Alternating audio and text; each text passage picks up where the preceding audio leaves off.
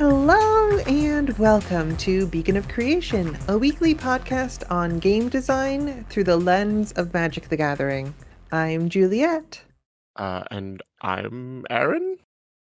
Yeah, I think you are. How much certainty do you have? Do you need to flip some cards and we can see whether you beat the first trial of knowing your name? Yeah. I mean, it's also the thing where every morning when you wake up, you take a few moments to reorient yourself and figure out, okay, that's who I am. And I mean, every time you step into a new social space, you can also Yeah. start with, okay, who am I? What is the consummate performance? What is the like amalgam of all things that I'm going to be momentarily in Mhm. this moment here? And so, Aaron, if you don't mind introducing yourself to the audience who's heard you once before, but like over 100 episodes ago. Hi, my name is Aaron Lim. I'm a game maker, game educator. I teach game design sometimes. Based in Petaling Jaya, Malaysia. I make tabletop games, mainly like story games, tabletop role-playing games, things like An Altogether Different River and Spectres of Brocken. And I'm actually currently kickstarting a duo of like second edition of games, Ithaca and the Cards and What Should We Have Tomorrow, which I'm doing on Kickstarter right now. One of them's like a blackjack-driven story game about doomed travelers on a perilous journey home, and the other is a solo journaling game about planning and making a week worth of meals for your loved ones. And I also am a long time magic head. Hmm. And so, Aaron, I have to ask you, hmm what's your favorite flavor? I think I like umami flavors. And speaking of that, like I like food a lot in real life and also in the realm of Magic the Gathering. Um, Oh, I can see how that what if we talk a little bit about food cards in Magic the Gathering? yeah, let's do that. And, I will say, like the first time I saw food cards, I was kind of iffy on like their flavor and like their Mhm. place in Magic the Gathering, because I was like, how often can they bring this back? Because like they had done, I think, was it food first or blood first? We got clues, then food, then blood, I believe. Right. We got Okay. clues in Yeah. Shadows of Innistrad, food in Throne of Eldraine, and then blood not until we went back for Crimson Vow. Right, that was my confusion because like I Mhm, remember blood was an Innistrad thing, but we've been back to Innistrad a few times, so I kind of like mhm. lost my place.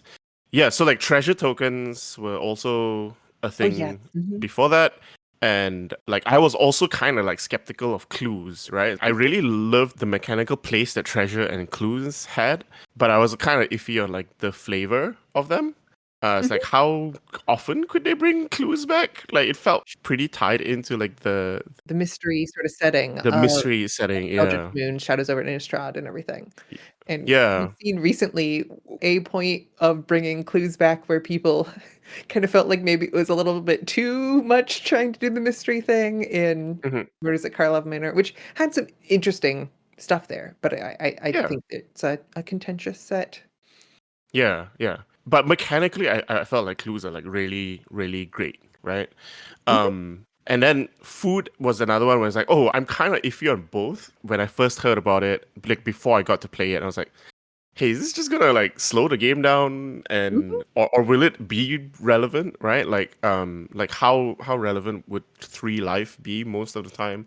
That's not pretty relevant. I actually am really, really surprised and like delighted that food has come back a few different times, and every time it's been great. I've like grown more and more in love with food as a mechanic and also like a flavor implementation in Magic the Gathering. Yeah. That makes sense. I do know there are some people who think that the food formats are too much slowed down by its influence. I definitely Mhm, think, Bloomburrow and Wilds of Eldraine have kind of different ways that they're using food. And food is in mhm. many ways most interesting when it is kind of used for something other than the life gain. That Yeah. it's like, here's a artifact token that we can put on, and it's an artifact, and that kind of matters more. Mhm. And given that food is a token type, we're actually not going to be spending most of this episode looking at cards that create food tokens, but instead looking at the number of cards that are like, this is a piece of cardboard with the word food in its type line as a kind of differentiator. Mhm. What's one of your favorite of the food cards? Yeah, I think I mentioned this to you when we were preparing for the episode, but like I really love Candy Trail is one of them, just Mhm. because it combines two of the tokens, right, into like a single card. Candy Trail, it's a single generic mana for a common artifact food clue. And when it enters, you scry 2, and then you pay the 2, tap and sack, and you get the 3 life and the card. So you get like the food and the clue payoff. And it is such a great like flavor with a lot of the stuff that I love about food is really how they've implemented like flavor into it. And the art is like literally a trail, like with candy leading towards a destination. Yeah, yeah. It's based on like the trail of breadcrumbs Mhm. from Hansel and Gretel. So just a slight tweak to make it about candy. Is this something else that has the candy trail thing? So you might be hearing in your head, and listener, you might be hearing in your head, Candy Trail, Candy Trail, Candy Trail from Over the Garden Wall. Greg, Right. the younger Yes. brother, is like throwing candies, and the weird like wolf beast keeps following them because Yes, yes. he's putting down the candies. So that's a fun thing to see here in Wilds of Eldraine. Right, right. I kept thinking about the classic like grim fairy tale version of it. I forgot that they had done it in Over the Garden Wall as well. That's Mhm. incredible. Yeah. Three bowls of porridge is great because it's a food artifact, cost 2, and then you can do the typical like pay to sacrifice it, but you get to choose 3 things, which is like the fairy tale, like the Goldilocks story. Mm. And you don't have to sacrifice it immediately because like the first 2 doesn't need you to sacrifice it, right? And so 3 bowls of porridge, it's, yeah, it's 2 generic mana for an artifact food, and then its ability is pay 2 mana, tap, and then choose one that hasn't been chosen with 3 Mhm, modes. And so you can either have this deal 2 damage to target creature, you can tap target creature, or the 3rd mode, which is the classic food thing of sacrifice this, you gain 3 life. It's just funny that the sacrifice is on the effect side rather than the cost side, but that yeah. makes it work as a mechanical card.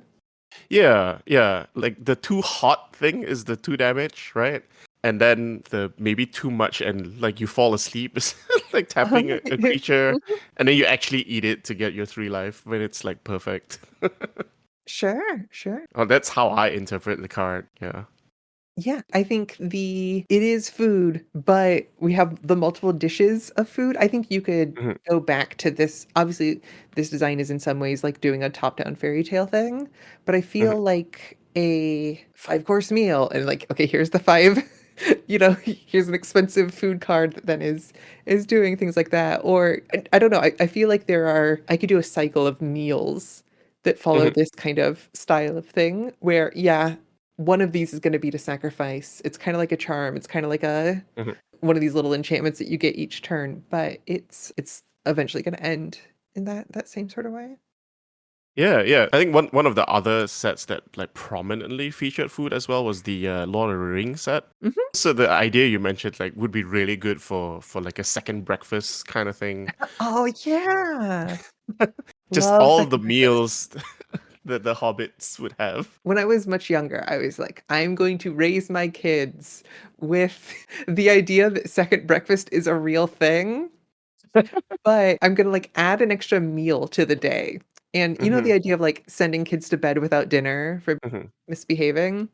I would invent an extra meal in the day that every day they, like, wouldn't get to have. So they still get to have, like, 3 meals a day, but it's like, "No, you did this thing wrong." And so the kids would just be like, "But what about second breakfast?" Seemed like a fascinating way to do things. I don't know why I always dreamed that my children would, like, be speaking in Hobbit British accents, but, I, you know. yeah, maybe I just want a hobbit. I don't want a, a child. I I'll just have a hobbit roommate. Speaking of the Lord of the Rings set, that also gave us a food card in the form of lembas, representing the elvish lembas bread, I think. Hmm. For 2 generic mana, it's a common artifact food, And when it enters the battlefield, you scry 1, then draw a card, and it has the normal pay 2, tap, sack, gain 3 life. And then when it's put into the graveyard from the battlefield, you shuffle it into your library. It's you've got more of it somewhere in your pack. Yep, yep. It doesn't run out, and it also has the additional, because scrying is a thing that most of the elves did Right. as a Lord of the Rings set. So it also helps with the scrying for the elves. So there's a subtle way where it is elvish food, right? Yeah, Yeah, yeah, that's that's a lot great. of fun. Turning the question back to you, like, do you have like a favorite food card? I think one of my favorite of the food cards is Krovod Haunch from the Murders at Karlov Manor murder mystery set. Hmm. It's a single white mana for an artifact food equipment. Equipped creature gets +2/+0. You can tap sack this and pay 2 mana to gain 3 life as normal. And basically, when this dies, you can pay 1 and a white to create 2 1/1 white dogs. And the equip for the +2/+0 is just a equip 2 mana. Hmm. And I think this is fun because it is using like the type line of food to help tell the story.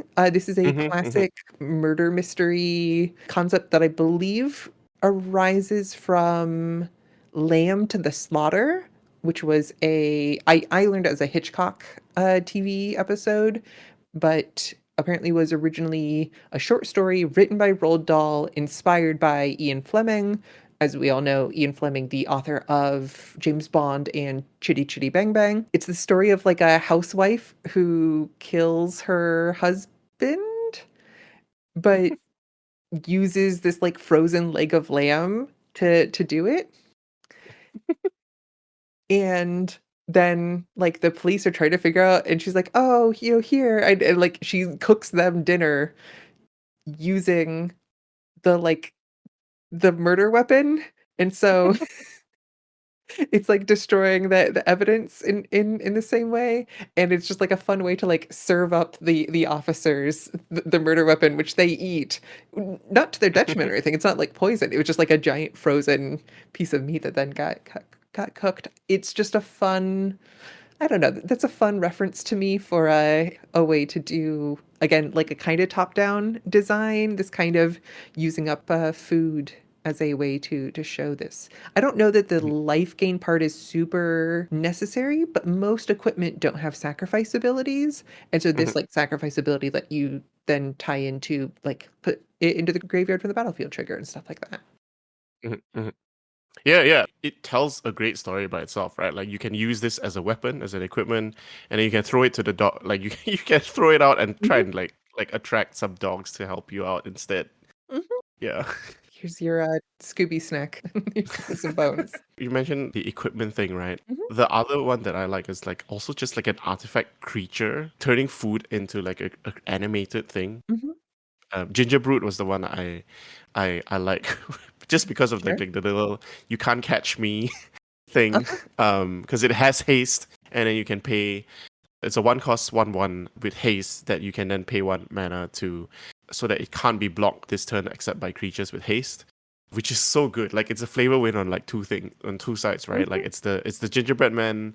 It's an animated food, and it also has the food, the typical pay 2 for 3 life food mechanic, and it's also about like how quick it is, right? mhm, So it's such like a fun way to implement food as well, right? Like so you have food as a thing that you can eat, food as a thing that you can use, and then also food that's been magically animated because this is a magic game. mhm, mhm. Yeah. The weird haste evasion is like it feels so unique. Mm. That's not how we usually use haste. A lot of things even like only gain haste until end of turn because haste just stops mattering after the first Yep. turn.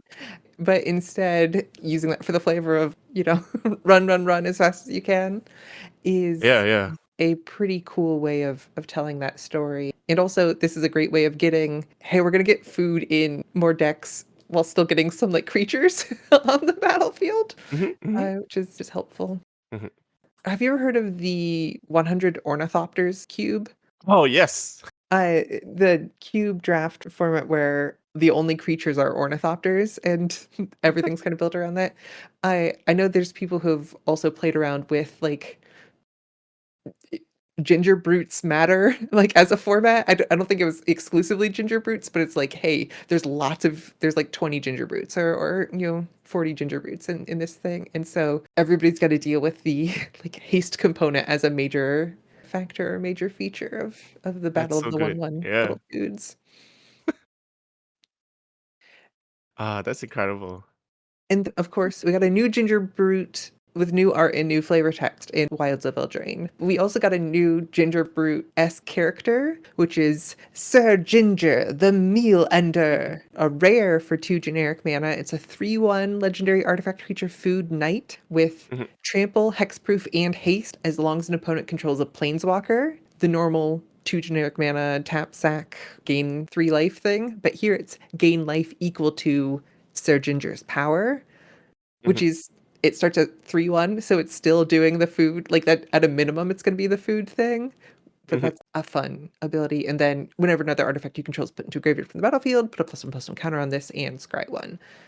But I definitely like the 3 power food creature that Mhm, sacrifices mhm. equal to its power. I think that's a compelling twist on the standard design. Yeah, yeah, because I think the other thing that they've done is like there are other cards that use food not just for the life gain. Mhm, So I think there's another one like Ariad's Tempting Apple where, it's also like tempts other people, gain control of them for a turn. mhm, And then you can also sacrifice it to make an opponent lose 3 life instead of you just gaining 3 life. So you have the option of like poisoning someone instead. And I think there's a mhm, witch in both Wilds and Throne.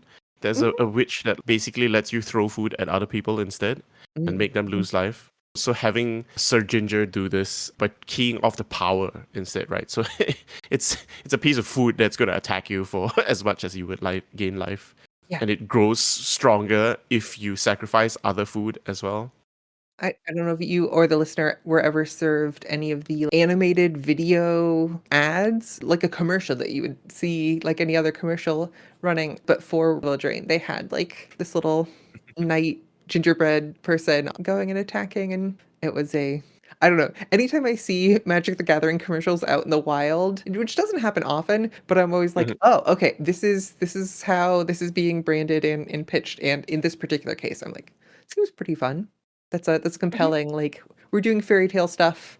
It's accessible to you because anybody can laugh at a little gingerbread person who is angry and rising up to defend the food.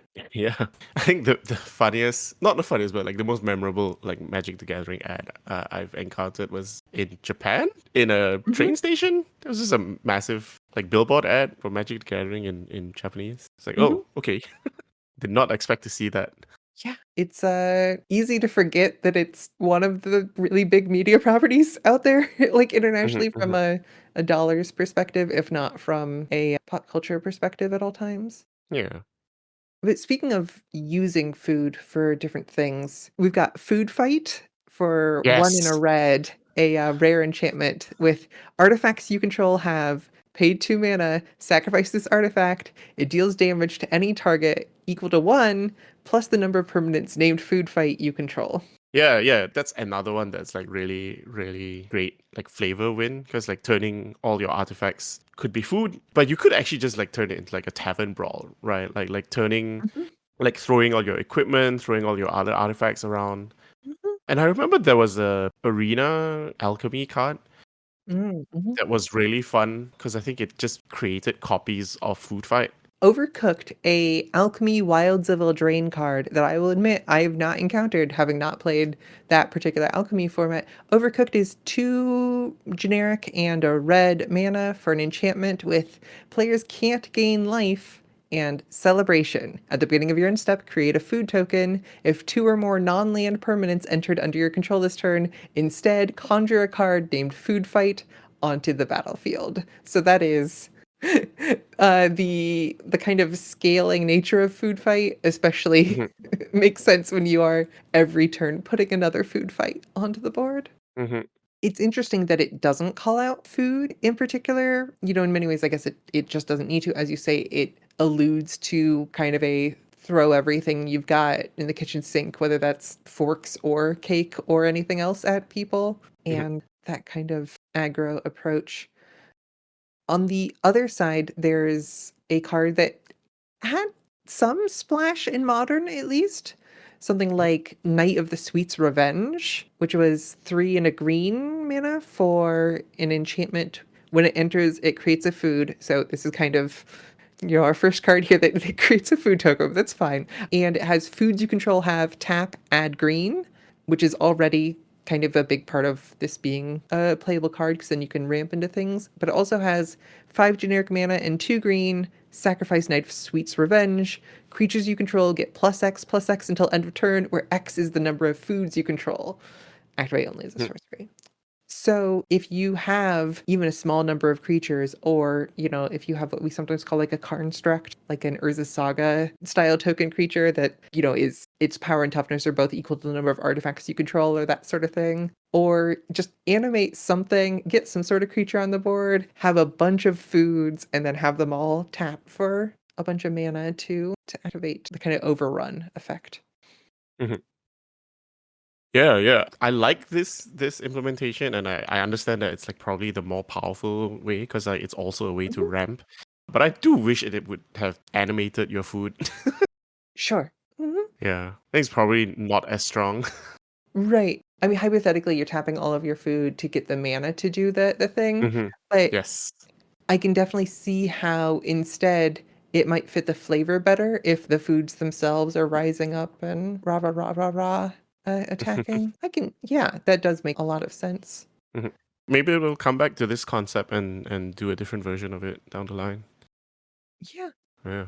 On top of that, there's plenty of cards that, an old favorite for the podcast, Esmeralda Mardica Dice and Occult, who I feel like we bring up every week, who, can both make the Underworld Cookbook, which then can make food as kind of a two-step process, but also has sacrifice 2 foods, target creature deals 6 damage to itself. Do you know the trivia why it has the creature deal the damage to itself? No. It kind of makes sense from a food perspective. Like, oh, you're like poisoning somebody. You're putting this scorpion in the cake. They're eating it and like Right. Okay. but it's because at the time of printing, they couldn't fit Esmeralda Mardica Dice and Occult name on the card and have like this Esmeralda Mardica Dice and Occult deals 6 damage to target creature. Right. So they're like, you know what? Let's shortcut this around. Yeah. I think it makes it better. Yeah. Sometimes like Uh-huh. limitations, constraints breed like innovation, right? Yeah. As the Mark Rosewater saying is, I think restrictions breed creativity. But I think Yes.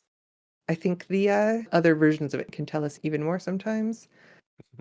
A card that has an even bigger constructed impact, like, Cauldron Familiar, that, single black mana for a cat for the 1/1. It enters, you drain an opponent for 1 mana, you sacrifice a food, and you return this to the battlefield, and then you use, like, Witch's Oven to just, like, keep popping the cat in and out, and it keeps creating the food and cycling, and you can pretty easily make a nuisance of the game, if not kill your opponent. Which, honestly, cats coming back for the food, For food. that does Yeah. it's like, yeah, okay, that's a pretty good top-down design for cats Yeah. that I know. Yep. And, of course, Feasting Troll King, classic, 2 green, green, green, green, 7/6 creature troll noble, vigilance trample. If you cast it from your hand, you get 3 food tokens. But really what you're doing is you're getting Feasting Troll King in your graveyard. You're sacrificing 3 foods. It comes into the battlefield from your graveyard. No mana, just sacrifice 3 food. Mhm. Yeah, like the flavor of like using food, not just for you eating it for Mhm. life, but your creatures kind of like eating it for stuff. Exactly. I think there was another troll in Wilds with the bargain ability. Trying to figure out the Mm. name. Oh yeah, I think Hamlet Glutton from Wilds of Eldraine. It's a giant creature for 5 Hmm. green and green for 6/6 with yeah bargain, so you can sacrifice any artifact, but frequently food unless you've got roll tokens around like you would have in Wilds of Eldraine. Hmm. And it costs 2 less if it was bargain, it's trample. Oh, and it enters the battlefield, you gain 3 life. So it is eating the food. It's eating some sort Yep. of artifact, and you're gaining the 3 life of turning that thing into food. I think this giant is eating the roof and maybe some of the walls of a gingerbread cottage that's like a person-sized gingerbread cottage, and so this is a giant eating a normal size roof. Mhm. Yeah, that's a really fun it Yeah, it's a more subtle one. mhm. So, a question that I always like to ask, as we have looked at some of the food cards in the past, is what's next for food? What do you think the future of food is? What do you think the food card would be? What design would you want to see from more like pieces of cardboard with the food type? I think definitely I already mentioned that I would like a version where the food comes alive, right? Obviously, there'd be 3/3 creatures, so that they would deal the same amount of damage that they would. 3/3 lifelink would be good, actually. Okay. 3/3, I think. Yeah. And then this is not so much a mechanical thing, but like a flavor thing. Because I think food, like you mentioned, like mechanically, it's been used to kind of slow down some formats. But interestingly, they have been used in like formats that also have like a pretty high combat. I think Wilds of Eldraine was not that slow, if I remember correctly. But what I was trying to get at is that like I think they've been used in like fairy tales and like a bit more. Bloomburrow also had a food thing, and Mhm. All of the different like, "Hey, you could do this or you could just sacrifice the food." yeah, actually we didn't really mention the Bloomburrow stuff, but I do love the forage mechanic and like the way that was implemented.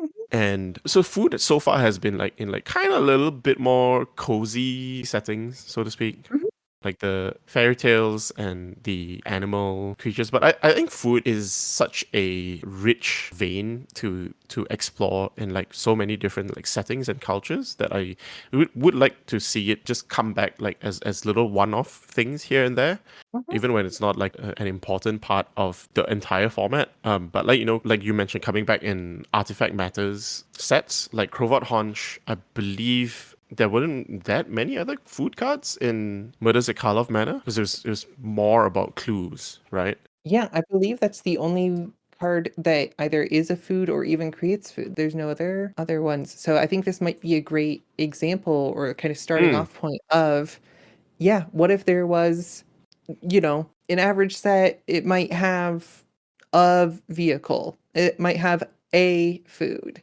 Like just to be a thing that is kind of we could really emphasize it, or we could just indicate, yeah, this is what a pirate ship looks like here. This is what food mhm. looks like here. Yeah, especially so the one plane or a setting that I think would be really great to like bring some food things would be either Theros or Mhm, Amonkhet, because there's this very strong like religious connotation, right? Or at least like ritual connotation or through lines in those sets where mhm. or even what was the Norse Kaldheim, right? Kaldheim, yeah. Yeah, so like bringing food as like a thing that comes back for those mythological settings, because like they often like feature really heavily in like not just fairy tales, but like myths and legends, and there's at least a couple of like related things, right? Like Thor's, was it a flask or a horn that was linked to the sea when he tried to drain the Oh, horn, he was he drinking had the to sea. try to drink the sea. Yeah. Yeah, yeah, yeah. I was thinking about in, Theros, they've got what is it, Akroa? They've got Hmm. they've got some things that are kind of in that Trojan War sort of theme.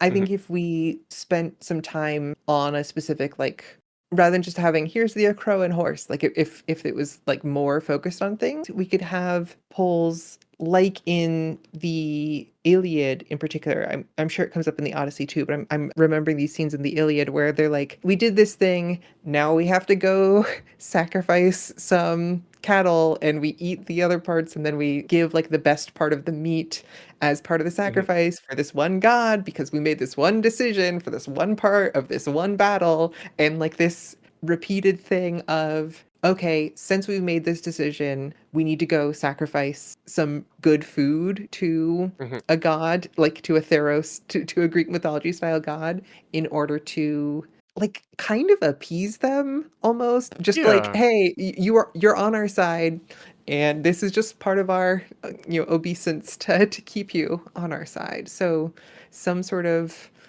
I'm trying to think of things to tie into the food coming alive and like attacking If we Yep. got some, you sacrifice the food to the god of war, and the god of war is like, now you're my soldiers, or Mhm. something like that, maybe. Yeah, yeah. Actually, I was just thinking there is a existing mechanic that can already play into that flavor Mhm. mechanical thing, which is offering. Oh, sure. So originally from Kamigawa? saviors or betrayers, it Yeah. was from betrayers of Kamigawa, where Wow. you could offer a creature type and sacrifice those creatures to summon like their patrons. But they brought it back during the Brothers War Commander, apparently with Blast Furnace Hellkite. So you could just have artifact offering and you could just Mm-hmm. sacrifice artifacts to pay the difference in mana costs.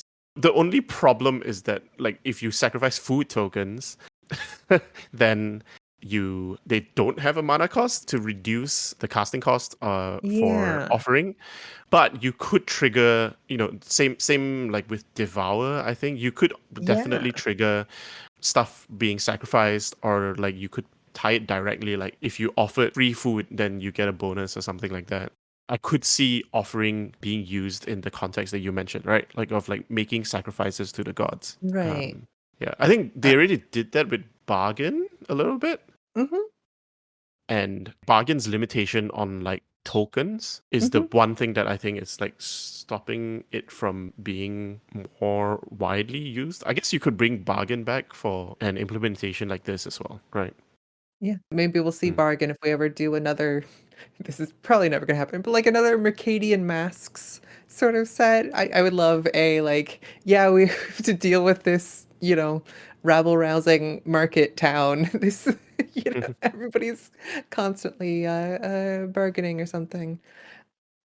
Yeah. So thinking about offering, one of the other things that offering can do is, and I think, yeah, this is also a thing that you could probably get to with bargain, is that offering by default also gives the spell flash. Oh yes. And so I'm wondering if maybe we tie that into it. So rather than eating a bunch of food, this eats one food, but then like activates. But also, the other thing that we're looking at is we're looking for a card that is food itself. Mm, So, what if this is an artifact? I'm thinking it's an artifact that can be sacrificed to help you like quicken a creature in. mm-hmm. This is the bait that then this is just an innocuous food here or whatever, and your opponent attacks it, and then you're like, haha, and you sacrifice this food and you can like put a big creature onto the Hmm. battlefield. That doesn't have the food come alive though. Hmm. So I mean we could always design two cards, but So I was actually thinking, right, Mhm, rather than the food coming alive, we could do an environment that was more about food creatures, right? mhm. Let's make the Gingerbrute format, right? Oh, okay. And this could be something like Ikoria, right? Where you had prey creatures and you had predator creatures. So like there was some creatures, if you sacrifice them as food, or like some mechanic where you could treat creatures like food, then that would empower your other creatures. That could be one way of doing it. Or, if these were like some god beast, then you could have that offering a flavor as well, right? Yeah. You're fattening up these things and then can devour them for you're reaping them. You're gaining the life equal to the power, but then like you're turning that life into power for another creature. We do some Hmm. kind of ooh, okay, okay, here's an idea. Gods. So one of the things about Magic the Gathering gods, of course, is they have the like, oh, this isn't a creature until you have the devotion, Mm, or this yes. can't attack or block unless. What if it's a god who isn't a creature unless you've gained like some amount of life? Hmm. Starting from this idea, legendary artifact creature, food god, and this isn't a creature unless you've gained 4 or more life this turn. We could make Hmm. it 3, and then you could just sacrifice any old food token, but I kind of like the idea of, yeah, they sacrifice 2 food tokens or some food creatures that have some power thing. Should this let you Hmm. just devour any creature, even if it isn't a food, or should we empower your foods somehow? I just realized we might be reverse engineering an existing card, Uh-huh. um, Naturally. which I forgot actually is one of my favorite designs as well from Bloomburrow, which is Igra, Eater of All. Uh-huh. 3 generic, 1 black, 1 green, legendary creature, elemental cat. ward, sacrifice the food.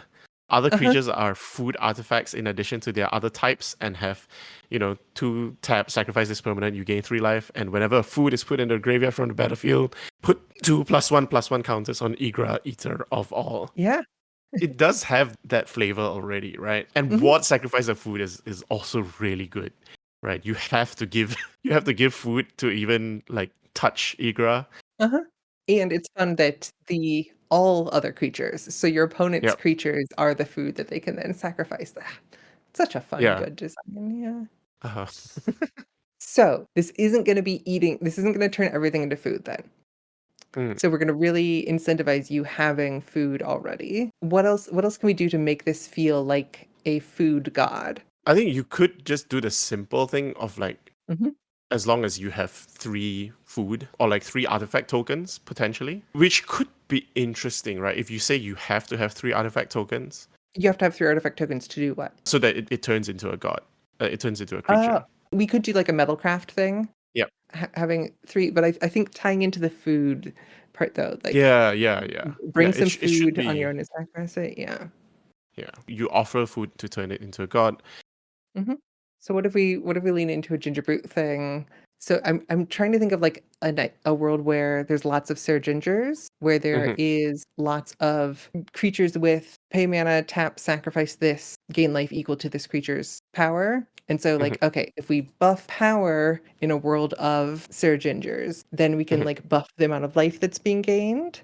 I suppose then the other question is, what place would have an artifact god rather than a enchantment god or just creature god? The god is like a feast, right? So you Mm. have to like give dishes to the feast, right? Hmm.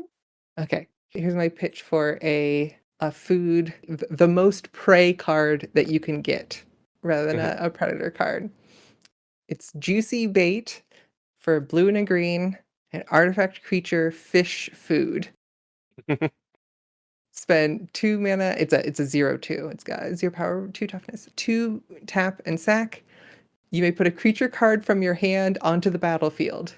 If you do, sacrifice it unless you pay its mana cost reduced by up to 2 generic mana. You gain 3 life. Right. Flash, one of the most broken Yes. cards in the history of Magic, banned in Legacy, banned in Commander, restricted in Vintage.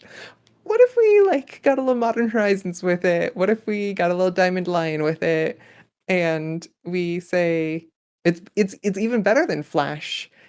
You gain 3 life, but you do need to Hmm. spend some mana to get it onto the battlefield to begin with. Yeah, and you have to wait 1 turn because it taps. Hmm. Yeah, it probably should be a 1/1 just to like fit the fish tokens. Oh, sure. I think that's Yeah. reasonable. Yeah, I love this. This fake fish. If you've ever seen fishing lures, it's like, Yeah. wow, it's so shiny. I want to like touch that. And it's like, oh, I have the brain power of a fish who would look at this and go, shiny, I want this in my mouth. Uh, I think to jump back to the offering to a god concept that we had, I think rather than it buffing your food creatures directly, I like the idea that like it has a attack trigger. You want to turn the god on to like turn on its most powerful effects. mhm. So instead of just your food creatures getting +2/+2, potentially it just gives whenever it attacks, all your creatures get like +2/+2. Alternatively, what if we like grabbed food cards from you, like especially if we're like, hey, we're really into food cards instead of food tokens. Could we Mm, like grab food cards from your graveyard and put them, yeah. hey, do you have a food creature in your graveyard? Put it onto the battlefield, tapped into attacking, Hmm. in addition to. Although then we couldn't do an enters and attacks. Huh. Hmm. Huh. You know, I'm sure there's some way to make that work. You could do the white revival thing of like putting 2 creatures of like converted mana cost 2 or less into play. Mhm. And then if like most of your food creatures are small, that kind of like makes it all work together. Let's make this a little easier to reach the feast, even if we're just sacrificing a single one. Hmm. So this comes in, you can just give all your creatures +2/+2 until end of turn, happening before attackers, like but outside of combat, that's a kind of generic 3 mana common sort of buff probably. But then if you can gain the life, this can turn into a creature, and then you can be also grabbing these food creature cards from your graveyard, and then also buffing them as it Mm, attacks. yeah. What sort of power toughness would you want on this? It doesn't have much impact on the board. A lot of gods have, like static Mhm, abilities or activated abilities that work even when they're like not in active use, but this has more of a like a sorcery when it enters. So a lot of mhm. the power probably is gonna happen. It's gonna wait until you turn it on. Because the way we have it is that creatures you control get +2/+2 until end of turn. It buffs itself, right? So Mm-hmm. potentially this could be a green-white creature. Like this Sure, feels quite green and white. So it could be like a 3 mana 3/3. Attacks like a 5/5, right? sure. Attacks like a 5/5. Yeah. And then it's a food, so I'll have two generic mana, tap, Mhm. sacrifice this, and then Equal to the you power. okay, yeah. Yeah. So that would still just gain you but when it enters, if you have the extra mana, you could gain 5 off of Yes. this. It's a fancy clue. You'd be spending 5 mana to Gain gain 5. 5. Yeah. What if it was gain life equal to double its power? So this idea is spend 2 mana, tap, sacrifice this, gain life equal to double its power. So you're spending 3 mana to get this, +2/+2 sort of bonus. And then later you can spend 2 mana and sacrifice this to gain 6 life. This is going to be a rare card. I think that's reasonable. It's a shame that it doesn't loop itself, but maybe if you have two of these, you can be sacrifice this one and then put another one in. It's a creature, it attacks, and then we do some combo sort of effect. Maybe if we can get this effect onto some other creatures or some sort of clone that doesn't share its name, Sakashima or like that. Yeah. I just realized you can loop a food creature because, like, you can turn it into a creature. Like, you can sacrifice a food creature for 3, turn this god on, attack with it, and then bring the creature that you sacrificed back, Hmm. which is cute, which is very cute. Eating this creature, then becoming manifest into the world, punching, and then bringing the creature back. It's like next Yeah. turn, I will eat you and remake you in a new image again. That feels food-ish. Yeah. Yeah. There's also a little bit of like almost like a Valkyrie resurrection thing. Although the Mm-hmm. food flavor like fights against that a little bit, but that resurrection to the feast, right? To Mm-hmm. to bring you to Valhalla to feast in the hall of yeah, I think potentially you could work some of that in, or like maybe this could be a different card, right? Mm-hmm. But yeah, there's definitely something there as well. I think we could keep making cards Yeah, for a long time. we could use this as like a food angel. But Hmm. let's name this food god for now. We've got blank god of feasts. I think is a great starting point. Hmm. Yeager god of no. Uh, Argy, yeah. Okay, there we go. just a reverse Igra. Argi, god of feasts, is 1 green and white for a 3/3 legendary artifact creature food god. This isn't a creature unless you've gained 3 or more life this turn. When this enters or attacks, put up to 1 food creature card from your graveyard onto the battlefield. If this creature is attacking, that creature enters attacking. Creatures you control get +2/+2 until end of turn. You can spend 2 mana, tap, and sacrifice this to gain life equal to double its power. We did it! Yeah. Speaking of eating, we've got our Mhm. design challenge for March coming up, which is You Are What You Eat. Design a card with Devour, Emerge, or Exploit. And then we got some bonuses here. You are what you want multiple of this card in draft, and you are. The word becomes should appear Mhm. somewhere on the card. And that's going to be due March 28th. That's cool. Thanks for coming on, Aaron. Tell us more about the Kickstarter you've got going on. Yeah, so it kind of like ties in. I'm doing a Kickstarter for 2 games actually, and they're both second editions of games. It's just one Kickstarter. So if you go look on Kickstarter for Ithaca and the Cards, Ithaca, like the place in New York or the place that Odysseus was trying to get back to in the Mhm. Odyssey, in the cards, and What We Have Tomorrow. So I'm doing second editions for both these games. Ithaca and the Cards is a blackjack driven story game about doomed travelers on a perilous journey home. Storytelling blackjack.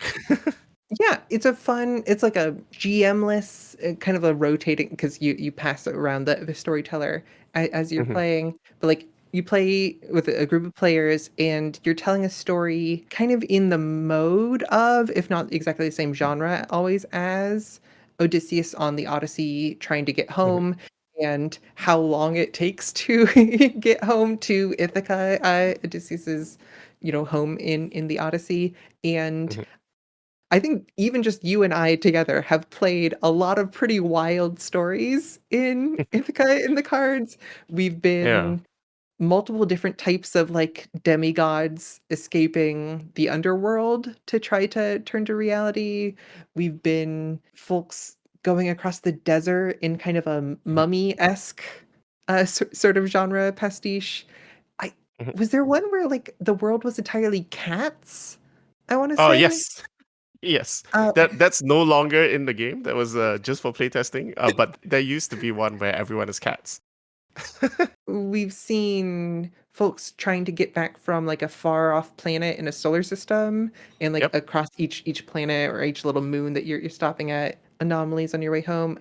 I'm pretty sure like submarine investigators going to like the center of the earth but on like a water planet. Yeah, I think we've done some weird sci-fi ones and like Hmm. even just the straightforward, you're trying to escape through like a sci-fi war zone on a warp ship. We've done that as well. And I think one of the weirder ones that I've done, not in a game that you played, but Hmm. on an episode of Party of One with Jeff Sure. Stormer. Which we'll also put in the link. Shout out to Jeff Stormer's Party of One, a great actual play podcast for folks who want to Yeah. get a little one shot actual plays. So that was with a much earlier version of the game, but that one was we were thieves who entered paintings, Hmm. like the collective unconscious world of paintings, and steal treasures from within paintings and bring them back out. Yeah, so like dream thieves entering the worlds of paintings was another one, and like I think we got lost in other paintings. Yeah. So we had to travel through like different works of art as we tried to like escape and get back to the real world after a heist gone wrong. One of the things about Ithaca in the cards is A, it's very easy to like kind of quickly tell pretty wild stories, and B, it will not go well for most characters in the game. Mhm, mhm, But most of the time, things are going to be pretty rough. Occasionally, only one person falls, but frequently, only one person gets home if anyone does. And I think playing mhm, with that sort of doom over the characters' heads or in that dramatic irony where they succeed really easily and then things start becoming more and more difficult makes for like quick, fun, dramatic, like group storytelling with a lot of like give and take in that sort of space. Yeah, yeah, and it's definitely like trying to give that feeling of like you're playing to lose and lose well. Because yeah, like the Odyssey is not really a happy story. Well, kind of happy for Odysseus, but not for everyone else. Because I Mhm. believe Odysseus returns alone. Yeah, Um, and like long delayed. He's lost yeah, 10 years of his life and a lot of other things. yeah. So it is a game about like you know when you return, you're not gonna return unharmed. Mhm. Even if you're the lone survivor, you are going to lose parts of yourself and like be almost a different person coming back. Yeah. And the other game we've got here is a solo journaling game with some fun stuff, and I'm excited to see the stickers that might come with the physical version, but it's totally playable in the digital as well, which is What Should We Have Tomorrow? Yeah, yeah. So what should we have tomorrow is a solo journaling game about planning and cooking a week's worth of meals for your loved ones. So essentially, you will use cards again, and those cards represent all like the ingredients in your pantry, and then you combine them into different meals. And if you use like different like combinations, like sets or straight runs of cards, that represents different types of like flavors for the meal. So at the start of the day, you talk with your loved ones and like say, hey, what do you want to eat? What do you feel like having? And then you try and like tailor the meal to match their tastes.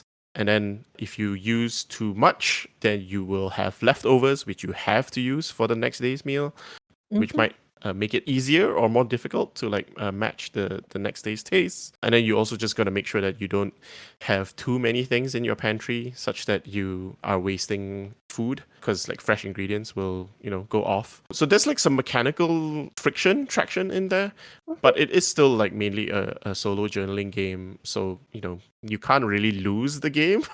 Sure. It's just about like reflecting on, yeah, it's just something that we a lot of people do. It's just like you cook for yourself or like for people that you live with, and Mhm. you're constantly thinking about making sure that everyone involved gets a good meal, is happy about it, and also just making sure to manage your own pantry and all the like meal planning for your life. And yeah, food is a very important thing for myself, and that's also why I love like food cards and Magic. Mhm. I'm thinking about, like, the last 5 years, I have basically just shifted to cooking dinner at home every Mhm. day, which might not seem like that big, but, like, there's something it tickles a similar space to game design in some ways, Mm, that every day I'm gonna yes. sit down, I'm gonna say, maybe very rarely I'll be trying a recipe, but sometimes I'll just, like, look at one, but 99% of the time, I'm gonna say, "What do we have? Okay, I have cilantro, needs used up. I have tomatoes, great. Here's where I'll start. We'll do chickpeas, we'll do, like, a little aquafaba hot sauce sort of broth for them. It's gonna Mhm. like, we're gonna do the rice. We need acidity here. Okay, let's put the acidity in the rice. Let's bring some, umami, as you say. Let's add these different things together." And it becomes such a fun ritual, and I Mhm. gotta say I'm so thankful that, like, I get to live with my partner, which means every day I can cook, and any leftovers, I can be like, "Here's your lunch for tomorrow," and he gets to have a Mhm. really good lunch, and I don't have to, like, worry about using up the leftovers. There's, like, such a fun, like, win-win out of those sort of things, and it Yeah. is, like, meditative, it is creative. I think food and using up food in, like, a home pantry, not like a overcooked, "Oh, we have to serve the customers," like, sort of thing, but just making food for yourself or your family or your loved ones is Mhm. a great spot to keep returning to because of how it bridges, like, care and creativity and, that meditative nature at the same time. Yeah, yeah, yeah. Like I really do like that creative aspect of it and like that improvisational aspect that you mentioned, right? Like of Mhm, not having preset recipes, or you might have one preset recipe that you want to try this week, and then mhm, based on the ingredients that you buy for that recipe, you need to plan out 2 or 3 other meals that would use mhm, similar absolutely. ingredients. Mhm, Yeah, so it feels like drafting a deck sometimes. yeah, that's a really great idea. This is, the roguelite deck builder of real life, cooking Hmm. Yes. at home. Yeah. Yeah, so that's what I'm doing. I have those 2 projects. So they're both a single project. So you can find that on Kickstarter if you search for Ithaca in the Cards, or What We Have Tomorrow. And That's running until the end of March. yeah, so go and find that on Kickstarter right now or by or before March 27th. I'm looking forward to it. Anyways, so that's our podcast for this week. You can join our Discord with the link in the show notes. Thanks for coming Mhm. on, Aaron. Where can people find you on the internet besides the Kickstarter? Yeah, yeah, yeah. Thank you so much for having me, Julia. It's always a pleasure. Mhm. You can also find me on Blue Sky at aaronlime.bsky.social, and can find my games on itch at aaronlime.itch.io. They're both spelled EHRONLIME. Mhm. And you can find me on most social medias at Folly Persist. Mhm. Thanks for listening, and always remember, don't give Don't your give your money money to to wizards. wizards.